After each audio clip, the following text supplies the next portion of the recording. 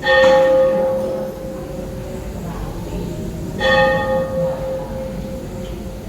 pagi, salam.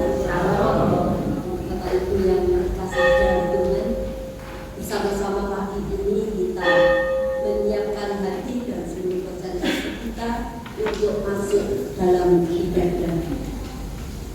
Adapun ibadah minggu ini sebagai ibadah minggu bulan ekumenik yang akan dilayani oleh Penatua Desi Victoria. Untuk itu Bapak Ibu kami mohon bangkit berdiri, kita bersama-sama pujikan untuk jemaat nomor 1 yang pertama dan yang kedua. Sama-sama kita pujikan dengan penuh rasa syukur bahwasanya Tuhan memberkati dan mengawali segala ibadah pagi ini.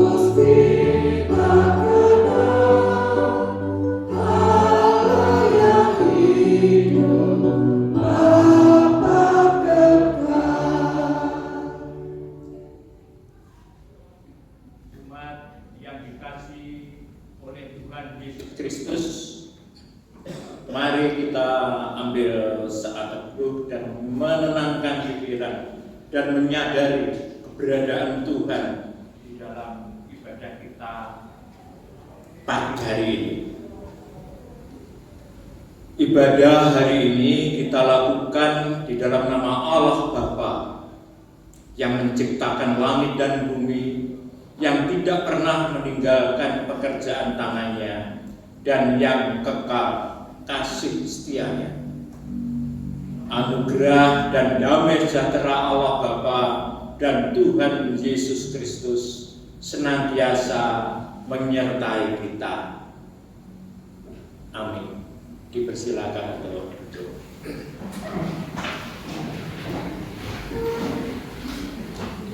Tema ibadah kita di pagi hari ini adalah GKJW berokumene untuk untuk mewujudkan keadilan sosial bagi kelompok marginal adalah tema liturgis bulan Ekumene Gereja Kristen Jawetan pada tahun 2024 ini. Di dalam tema ini, GKJW mengajak umat untuk mewujudkan keadilan sosial bagi kelompok marginal yang menderita dengan cara pertama, meneladani Yesus yang berani mengkritik perbuatan kelas-kelas sosial. Yang kedua, menghargai anak-anak kecil, perempuan, orang-orang miskin, dan sesama yang menderita. Yang ketiga, membangun relasi untuk saling menolong. Yang keempat, hidup untuk menolong sesama yang rentan, lemah, sakit, menderita, dan terpinggirkan. Bekerja sama dan berkomunikasi dengan semua umat Tuhan, baik lintas denominasi, lintas agama, dan pemerintahan. Ibu Bapak yang dikasihi oleh Tuhan, mari kita pujikan Hitung Jemaat 260 bait yang pertama dan yang kedua.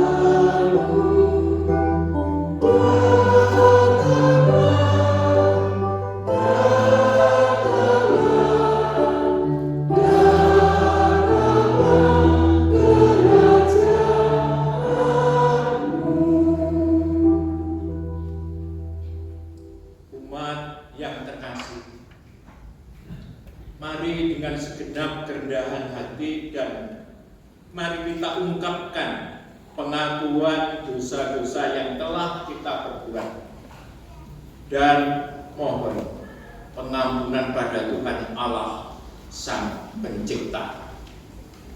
Mari kita ungkapkan ini melalui pujian Hitung Jemaat nomor 23 bait yang pertama dan yang kedua.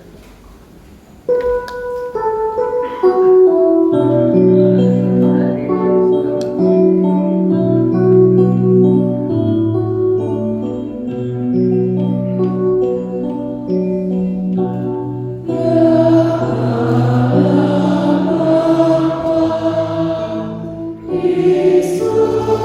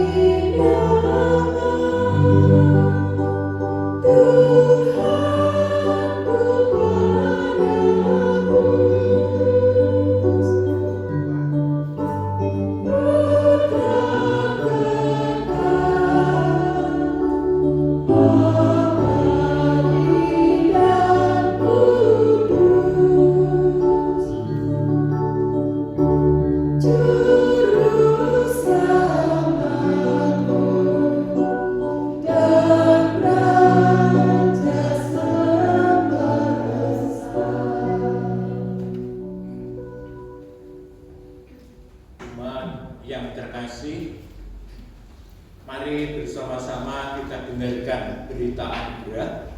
Dimohon untuk umat bangkit berdiri.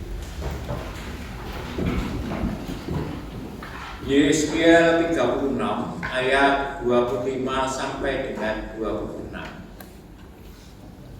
Aku akan mencurahkan kepadamu air jernih yang akan mentahirkan kamu dari segala kenajisanmu dan dari semua berhala-berhalamu.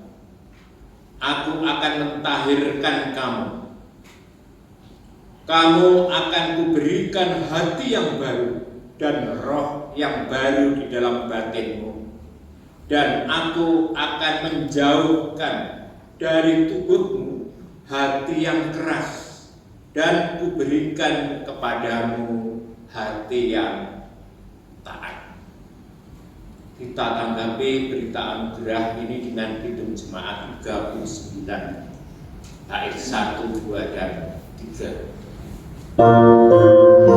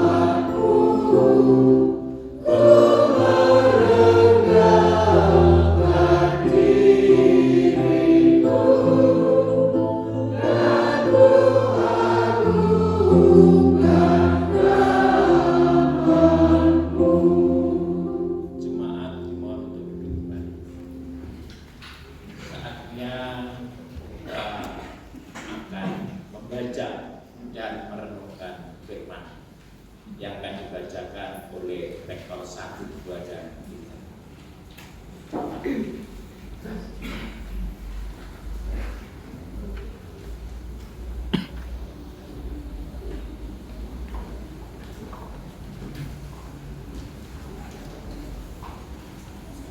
Sebelum kita mendengarkan firman Tuhan, mari kita bersatu.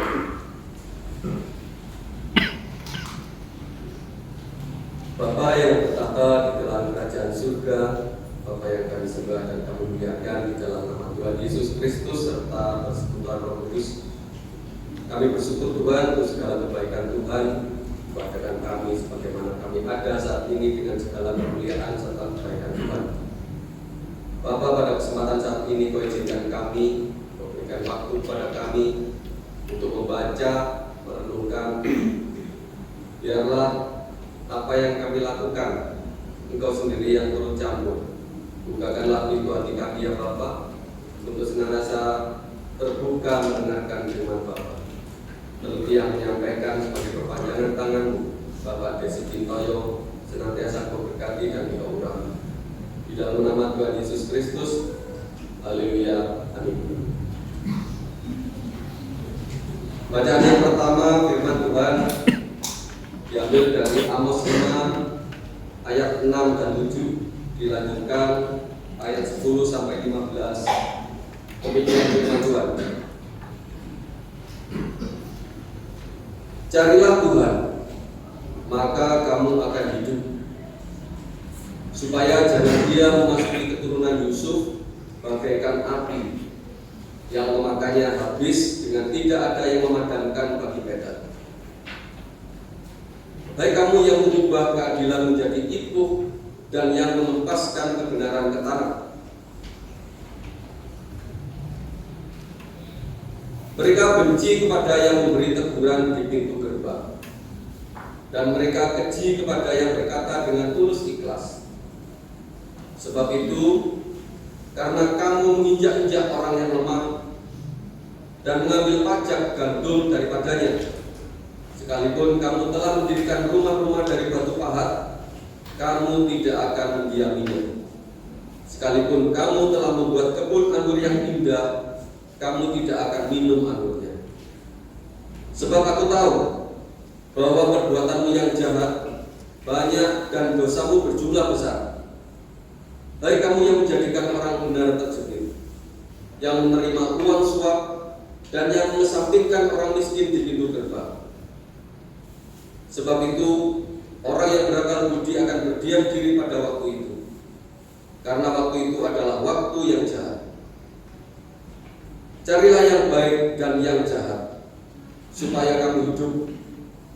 Dengan demikian Tuhan, Allah semesta alam, akan menyertai kamu, seperti yang kamu katakan. Bencilah yang jahat dan cintailah yang baik, dan tegakkanlah keadilan di pintu gerbang. Mungkin Tuhan, Allah semesta alam, akan mengasihani sisa-sisa keturunan Yusuf. Demikian firman Tuhan.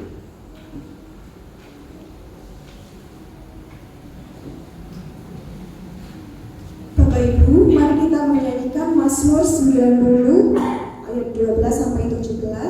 Bagian refrain dinyanyikan oleh jemaat dan bagian bait dinyanyikan oleh kantor.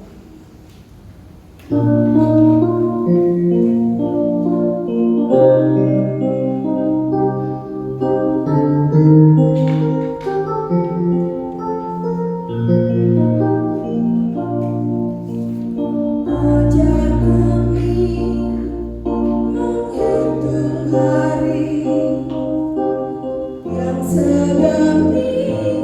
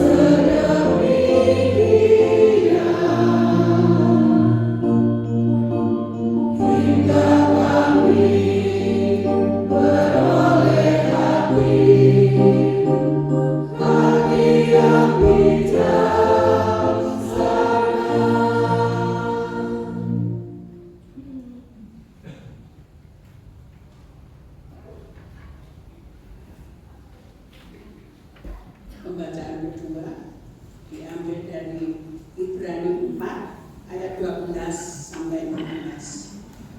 Sebab firman Allah hidup dan kuat dan lebih tajam daripada pedang bermata dua manapun.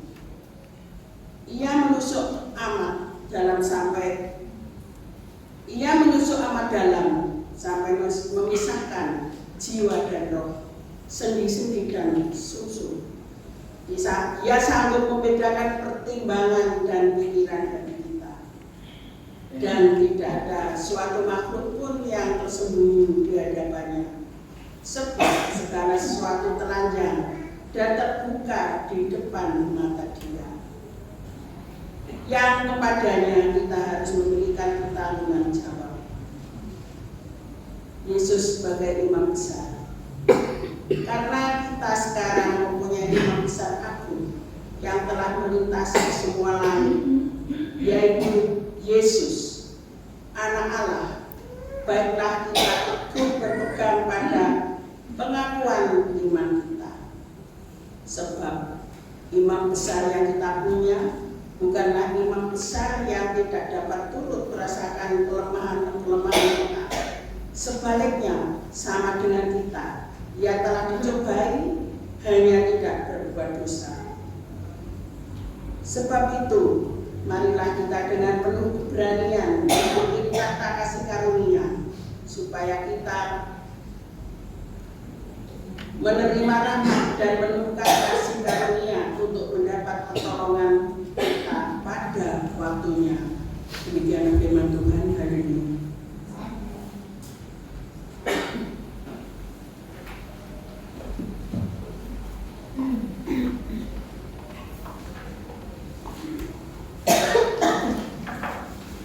Inilah permulaan Injil Kristus.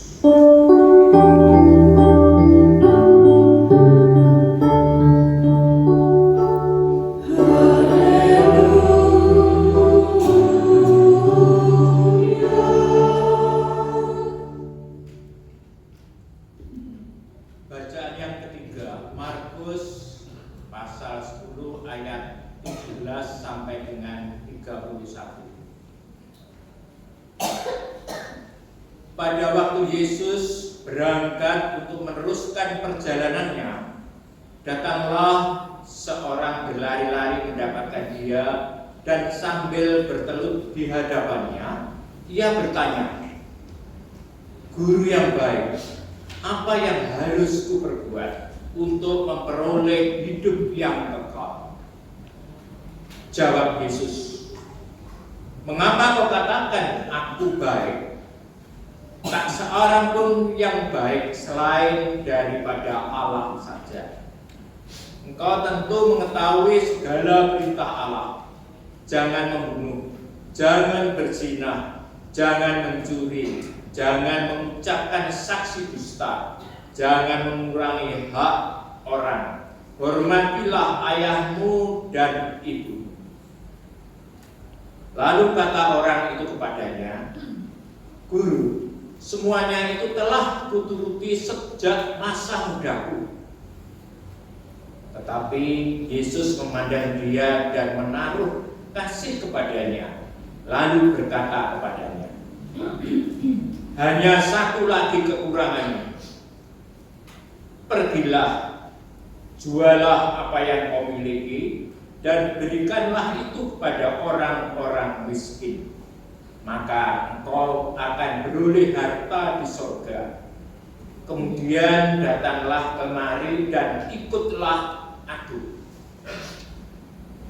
Mendengar perkataan itu, ia menjadi kecewa, lalu pergi dengan sedih, sebab banyak hartanya.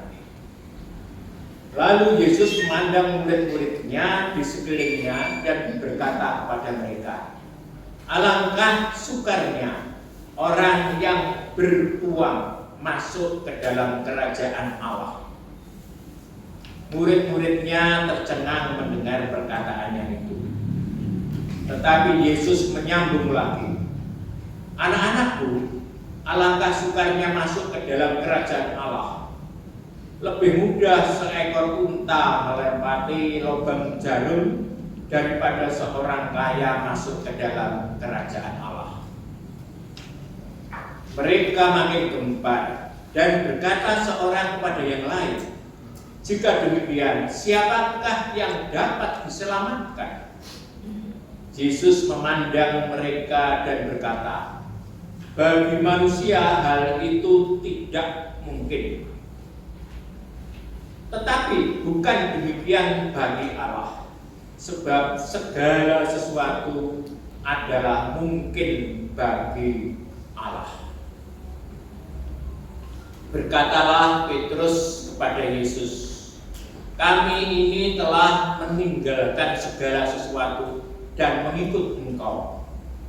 Jawab Yesus, "Aku berkata kepadamu, sesungguhnya setiap orang yang karena Aku dan karena Injil meninggalkan rumahnya, saudara laki-laki atau saudara perempuan, ibunya atau bapaknya, anak-anaknya atau ladangnya, orang itu sekarang pada masa ini juga akan menerima kembali 100 kali lipat rumah saudara laki-laki, saudara perempuan, ibu, anak, dan ladang, sekalipun disertai berbagai penganiayaan. Dan pada zaman yang akan datang, ia akan menerima hidup yang kekal. Tetapi banyak orang yang terdahulu akan menjadi yang terakhir, dan yang terakhir akan menjadi yang terdahulu. Yang berbahagia ialah mereka yang mendengarkan firman Allah dan yang memeliharanya dan melakukan dalam kehidupan sehari-hari.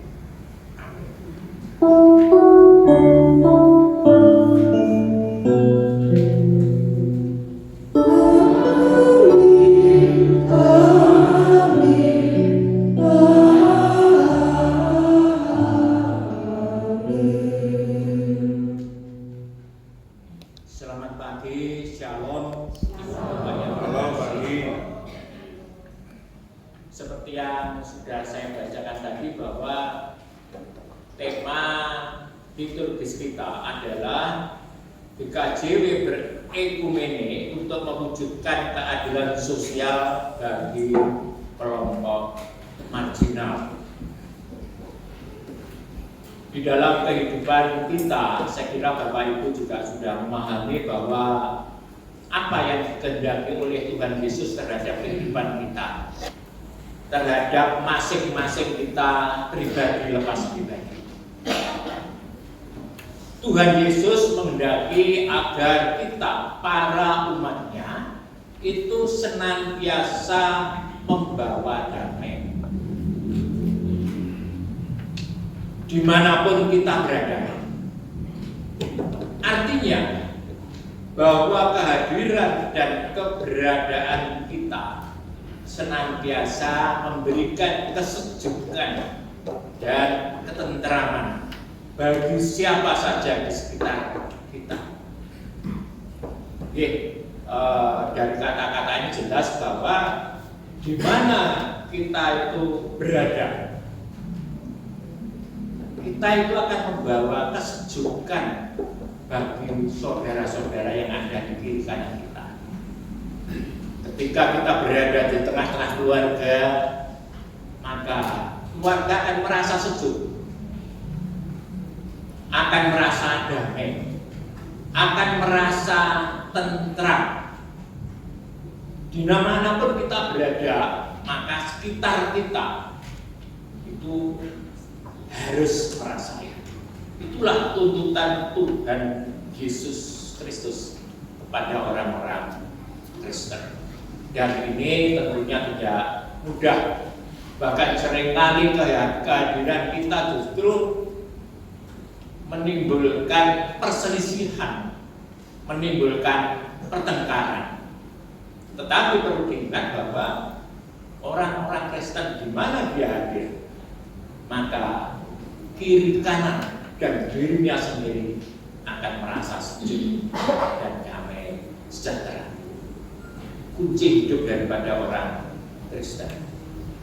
Kita dipanggil untuk menjadi duta damai dan keadilan bagi dunia.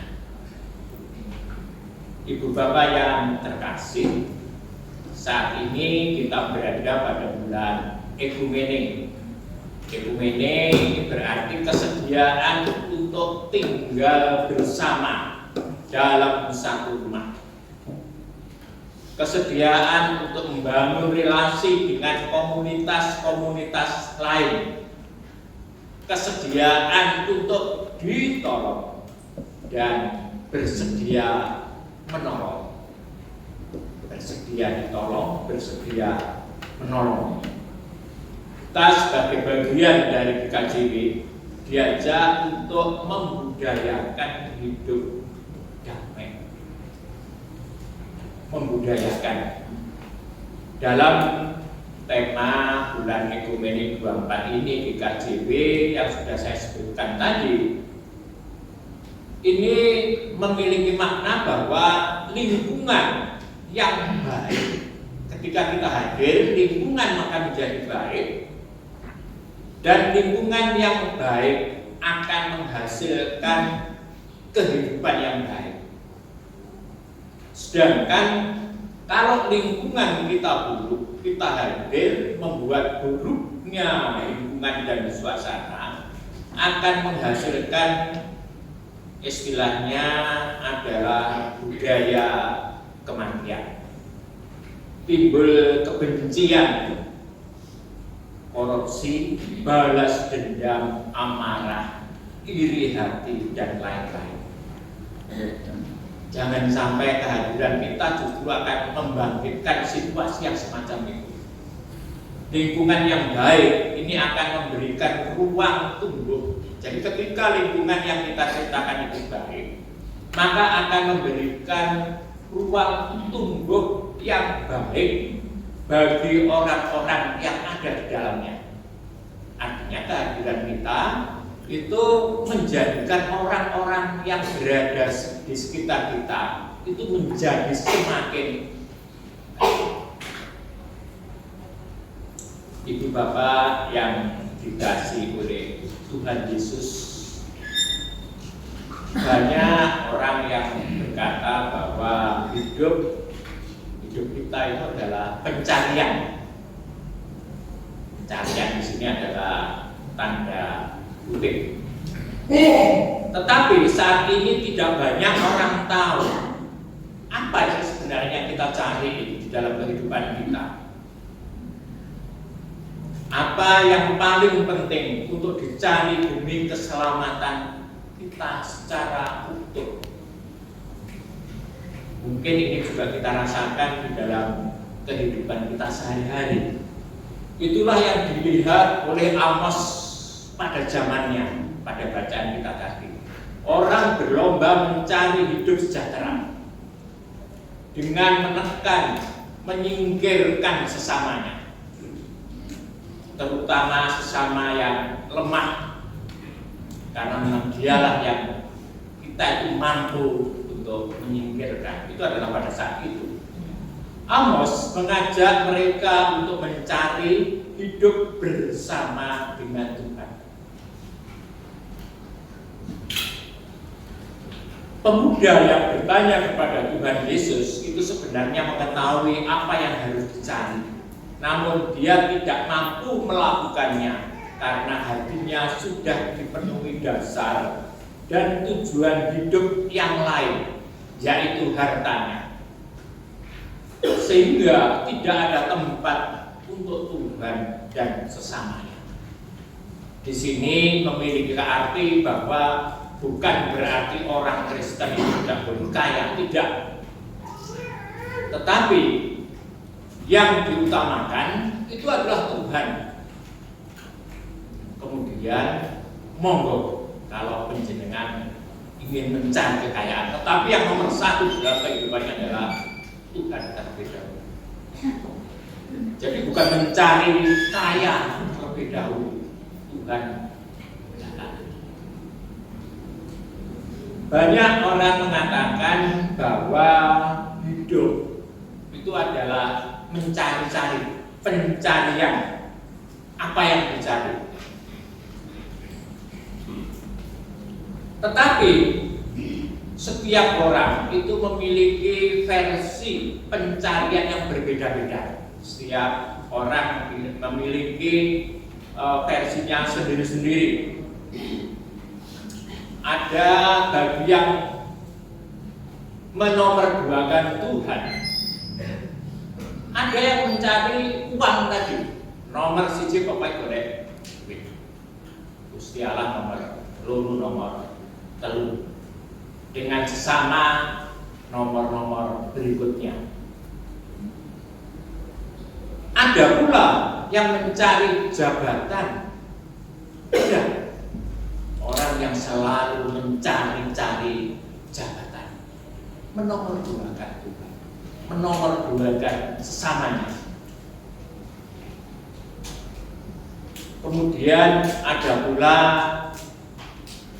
dalam kehidupannya mencari-cari kekuasaan. Tidak tahu kita adakah di antara yang saya sebutkan tadi. Kepingin berkuasa, setiap perintahnya harus ditaati. Ada pula yang mencari karir, pokoknya saya berkarir, Tuhan dan lain-lain nomor berikutnya. Ada pula yang mencari-cari pendidikan dan ilmu pengetahuan, itu yang dinomorsatukan. Ada yang mencari sekolah, golek sekolah sing apik, golek sekolah sing Gusti Allah. Jadi tujuan utama itulah yang perlu kita perhatikan.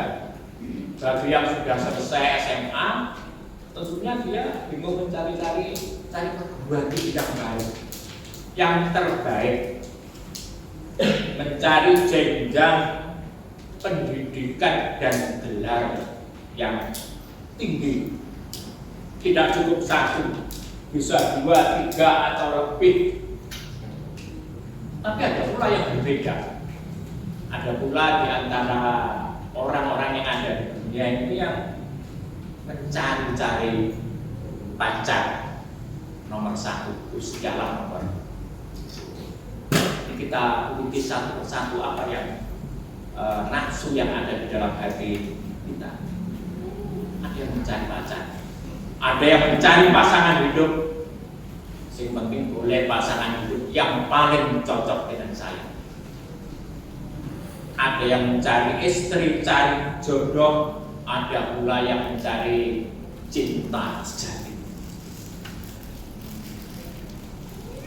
Dan masih banyak lagi pencarian-pencarian di dalam kehidupan kita.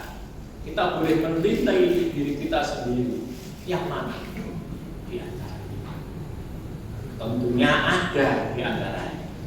Tetapi perlu diingat, monggo dipersilakan penjenengan mencari-cari. Tetapi nomor 1 kan Tuhan terlebih dahulu. Ibu bapak yang dikasih oleh Tuhan, pencarian yang tanpa jalur tadi mengakibatkan mereka itu menjadi melupakan Tuhan, sehingga mereka itu tidak sedikit yang salah jalan mencari tadi. Tidak sedikit yang setelah perjalanan panjang di dalam kehidupannya, badan telah rentak, tersisa kekuatan yang tertatih-tatih, terduduk merenungi perjalanan yang hampir usai. Apakah yang telah kucari di sepanjang perjalanan hidupku ini? Barulah dia terduduk, tersadar banyak pencarian, tetapi tidak banyak yang didapat, kecuali kelelahan, kehampaan, kesusahan, bahkan malapetaka di dalam kehidupan ini. Adakah yang lebih penting dari mencari hidup itu sendiri? Berdasarkan tema kita berkomunikasi, berarti membangun hidup bersama dalam satu rumah. Bisa berarti di sini adalah di dalam rumah tangga, di dalam rumah gereja, rumah bangsa, bahkan rumah dunia yang terdiri dari berbagai macam orang. Tentunya tidak mudah. Ibu bapak yang dikasihi oleh Tuhan Yesus, ajakan Amos ini adalah untuk mencari hidup bersama Tuhan. Amos mengajak kita untuk mencari hidup kekal bersama Tuhan, dan ada tambahannya, sesama di tengah-tengah ketidakadilan sosial di dunia ini. Amos di dalam bacaan kita tadi itu hidup di tengah kerajaan Israel Utara di bawah pemerintahan Raja Yerobeam II pada zamannya, memunculkan orang-orang kaya baru yang suka pamer kekayaan, pamer kemewahan, dan pesta pora yang tidak ada habis-habisnya. Bahkan di bidang keagamaan juga menjadi ajang pamer. Beragama itu dipamerkan. Itu saat itu. Yang terjadi adalah perebutan, keserakahan, terpinggirnya yang lemah. Dan ketika kita boleh mencermati bacaan ini, mengamati, rupa-rupanya saat ini juga terjadi juga di sekeliling kita. Pertumbuhan ekonomi yang relatif baik sehingga dapat dilakukan pembangunan di berbagai infrastruktur di mana-mana, menjadikan ekonomi masyarakat menjadi semakin berkembang. Munculnya orang-orang yang berhasil, tetapi di samping itu juga muncul orang-orang baru yang mabuk harta. Artinya mendahulukan harta daripada Tuhan, mendahulukan kekuasaan, popularitas, yang penting aku populer. Lebih lagi dengan perkembangan teknologi informatika dan komunikasi yang kita alami saat ini yang begitu hebat, menjadikan orang-orang menunjukkan eksistensinya, keberadaannya, memamerkan dirinya. Itu banyak yang melalui media sosial. Kalau pakai biasa paling pamer hanya 1-2 orang, tapi dengan mempergunakan media sosial akan dapat ribuan bahkan jutaan orang. Melalui YouTube, Instagram, Twitter, TikTok, budaya pencitraan ini untuk menunjukkan dirinya itu kaya. Ada yang motivasinya seperti itu. Ada yang motivasinya untuk menunjukkan bahwa dirinya itu pintar. Ada yang untuk menunjukkan bahwa dirinya itu penuh kuasa, hebat, murah hati, dan baik. Dengan memamerkan video-video, dia memberikan kepada orang-orang yang tidak punya, tetapi harus di video dan disiarkan. Jadi itu dasarnya bukan karena Allah. Budaya inilah, gaya hidup seperti ini yang sekarang ini banyak mewarnai dunia, termasuk juga di dunia perpolitikan saat ini.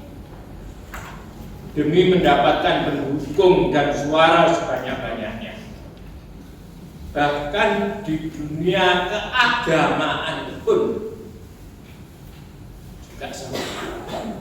Artinya dari semua sektor keagamaan menjadi ajang pamer. Orang menjual agama demi mendapatkan keuntungan politik, ekonomi, dan popularitas. Banyak orang tertipu dan menjadi korban.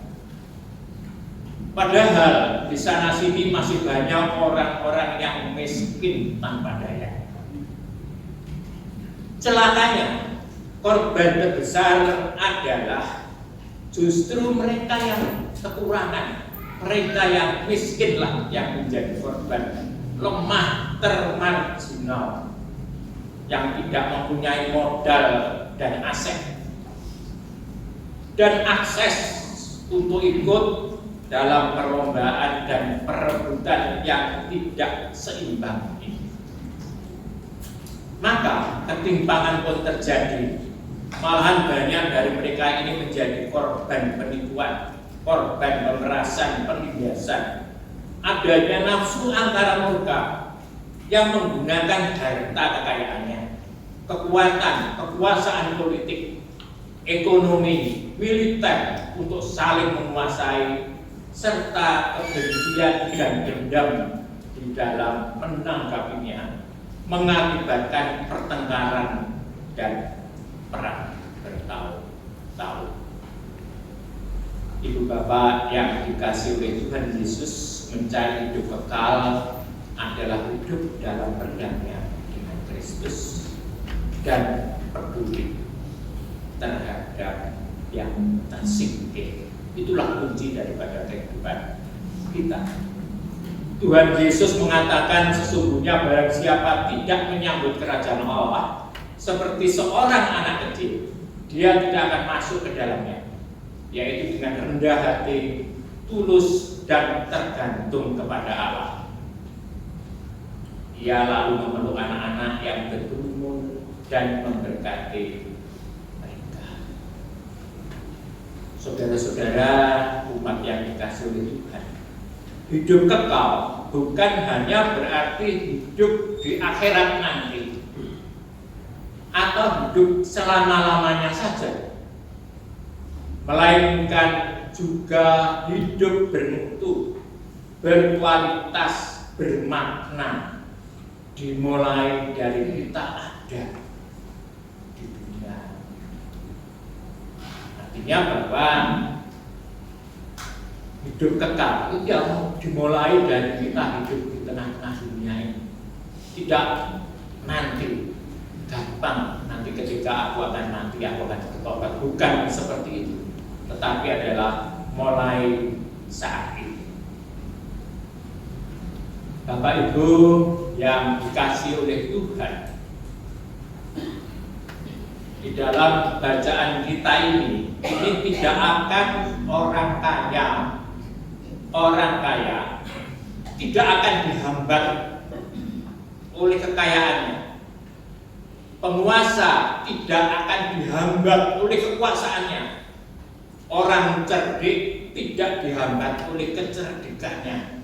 Orang bertalenta tidak dihambat oleh talentanya.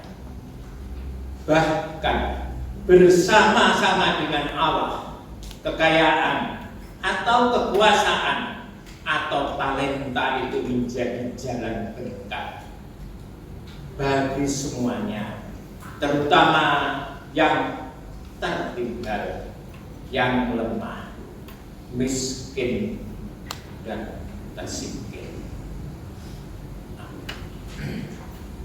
Kita ambil saat itu.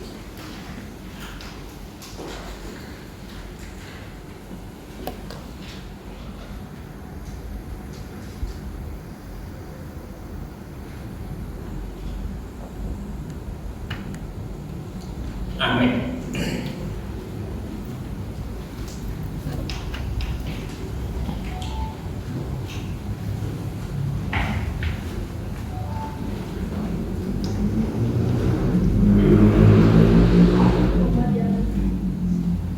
Umat yang dikasihi Tuhan, kami undang untuk bangkit berdiri.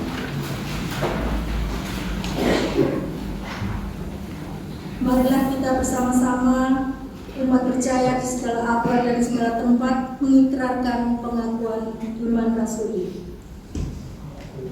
Aku percaya kepada Allah, Bapa yang Maha Kuasa, Bapa langit dan bumi, dan kepada Yesus Kristus, Anaknya yang tunggal Tuhan kita, yang dikandung daripada Roh Kudus, lahir dari anak Maria, yang menderita di bawah pemerintahan Pontius Pilatus, disalibkan, mati dan dikuburkan, turun ke dalam kerajaan Allah. Pada hari yang ketiga, bangkit kembali dari antara mati, naik ke surga, duduk di sebelah kanan Allah, Bapa yang Maha Kuasa, dan akan datang di sana untuk menghakimi orang yang hidup dan yang mati. Aku percaya pada Roh Kudus, gereja yang berjamaah, persekutuan orang kudus, pengampunan dosa, kebangkitan dari dan hidup yang kekal. Amin. Umat diserahkan ke Tuhan. Mari kita naikkan doa syafaat.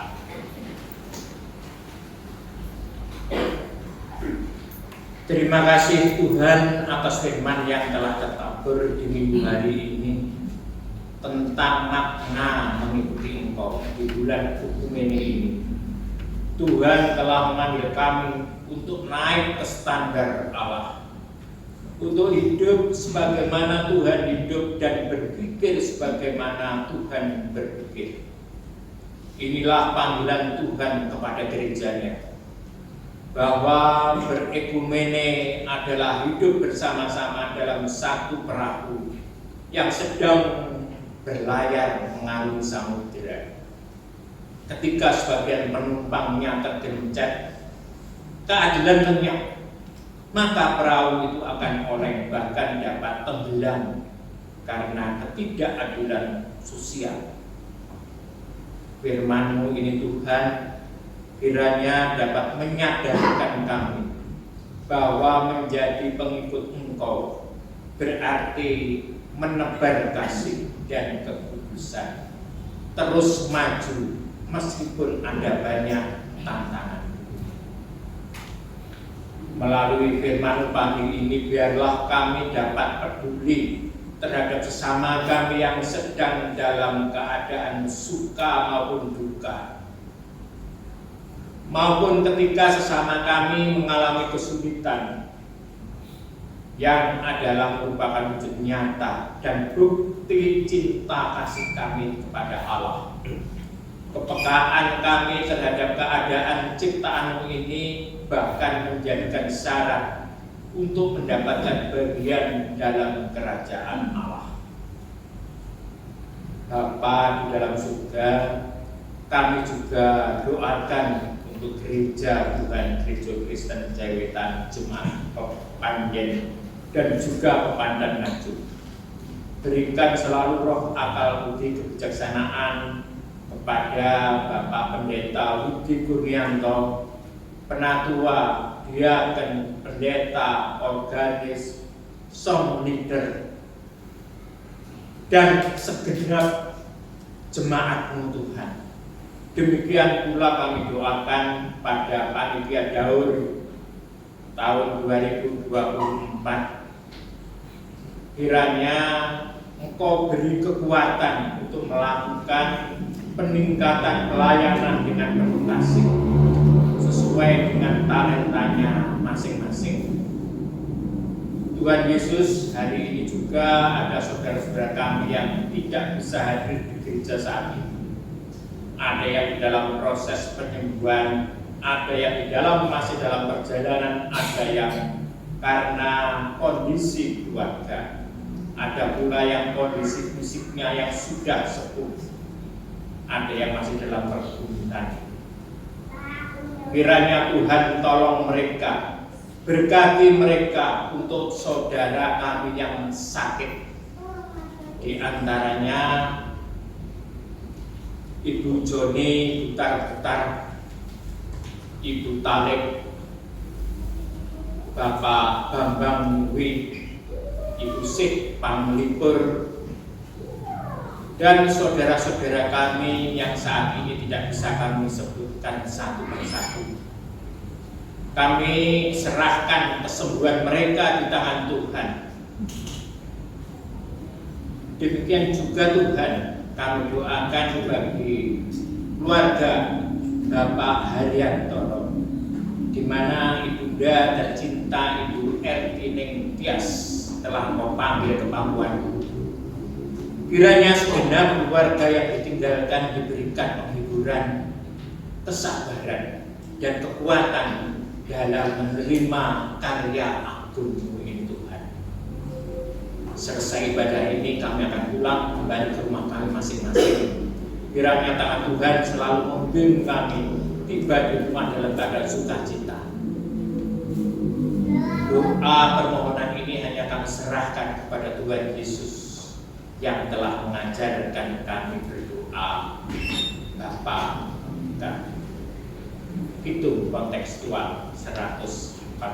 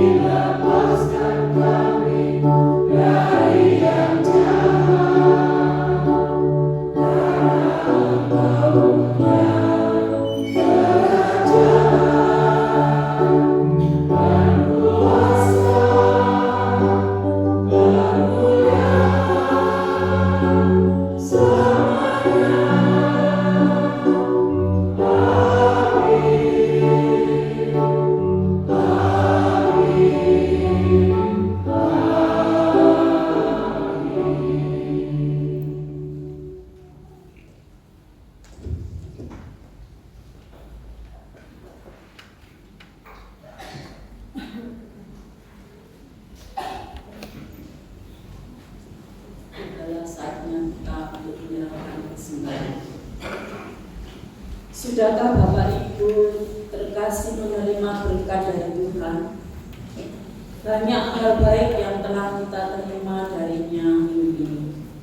Kesehatan, makanan, dan atap di atas kepala kita.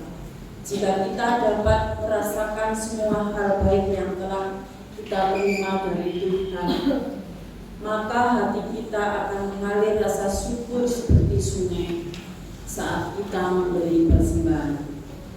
Adapun dasar persembahan kita saat ini dari Ulangan 16 ayat yang 17 yang demikian. Kamu masing-masing harus membawa pemberian sesuai dengan jumlah yang telah diberkati Tuhan Allahmu kepadamu. Amin. Kita menyerahkan persembahan dengan memuji dari lagu rohani populer Terima Kasih Tuhan.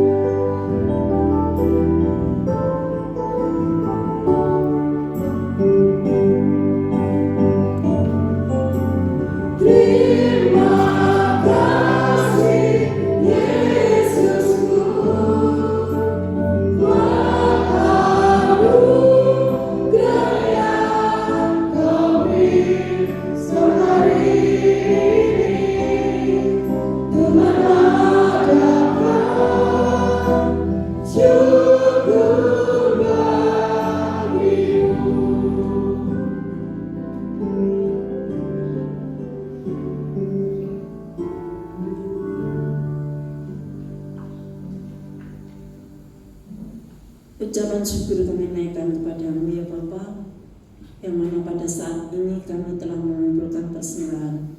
Seberapapun persembahan yang telah terkumpul ini Tuhan, tolong sucikan, Tuhan berkati, agar dapat kami pergunakan bagi kemuliaan-Mu. Dan Yesus, kami juga berdoa untuk pengelola persembahan, kiranya dapat melakukan dengan baik dalam mengelola persembahan ini. Tuhan, ada cacat celah dalam kami menyerahkan persembahan, kiranya Tuhan mengampuni. Terima kasih Tuhan. Haleluya. Amin. Dipersilakan duduk.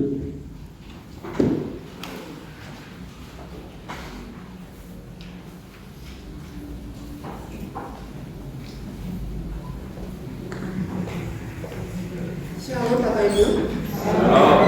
Berikut kami akan sampaikan beberapa penekanan warta jemaat. Yang pertama, ibadah KPPW.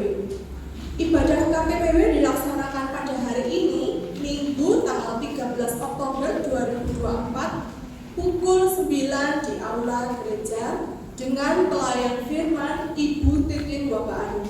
Untuk itu, mengundang seluruh kaum wanita jemaat.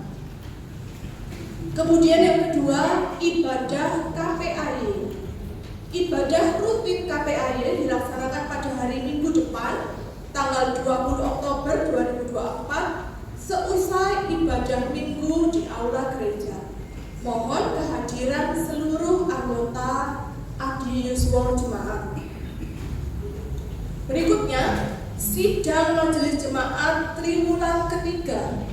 Sidang Majelis Jemaat Triwulan Ketiga akan dilaksanakan pada hari Minggu tanggal 27 Oktober 2024 di gereja pukul 10 waktu Indonesia Barat. Mengundang seluruh majelis jemaat, anggota BMJ, ketua kelompok, dan juga pokja kematian. Untuk itu dimohon masing-masing komisi yang belum menyiapkan laporannya pada triwulan ketiga untuk segera menyetorkan laporannya kepada Litbang Jemaat maksimal pada hari Sabtu tanggal 19 Oktober 2024. Kemudian pemeriksaan kas kelompok, kas komisi bidang persekutuan dan juga pokja kematian akan dilaksanakan besok pada hari Senin 14 Oktober 2024 pukul 18 di Aula Gereja. Berikutnya, ibadah unduh-unduh. Ibadah Hari Raya Unduh-Unduh akan dilaksanakan pada hari Minggu tanggal 3 November 2024 untuk Gereja Induk Anjen. Sedangkan warga jemaat yang ingin berpartisipasi mohon bisa menyiapkan diri dan nanti akan ditata oleh Pokja Unduh-Unduh. Kemudian untuk jadwal ibadah Patuwen seperti yang tertera pada warta jemaat tidak ada perubahan. Baik Bapak Ibu, demikian warta jemaat yang dapat kami sampaikan. Terima kasih perhatiannya. Tuhan memberkati. Mari kita terima pemutusan umat, dimohon untuk bangkit berdiri.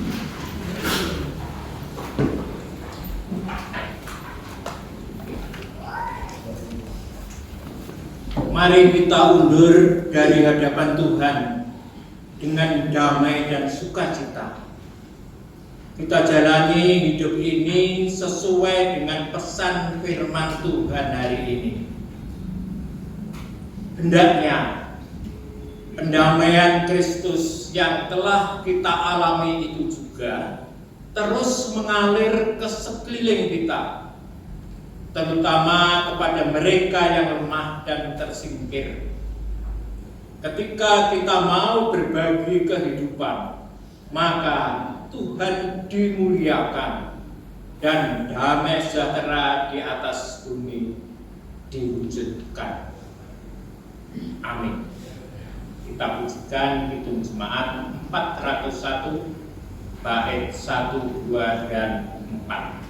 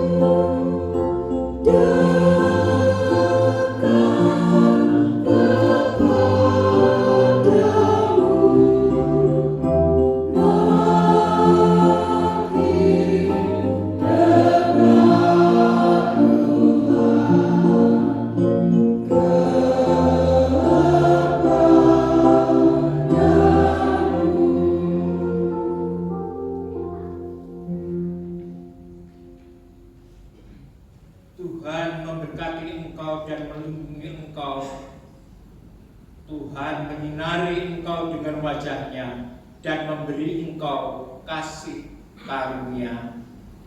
Tuhan menghadapkan wajah-Nya kepadamu dan memberi engkau damai sejahtera. Amin.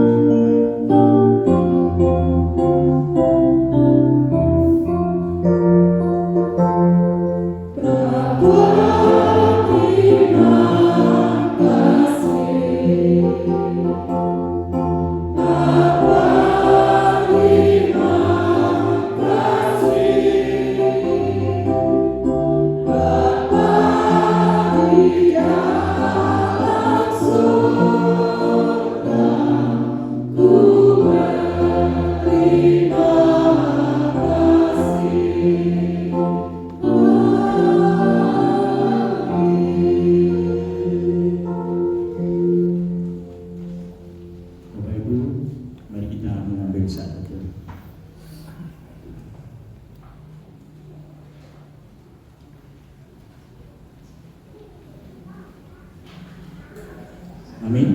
Selamat pagi Bapak Ibu, juga bareng, selamat jalan, semoga selamat sampai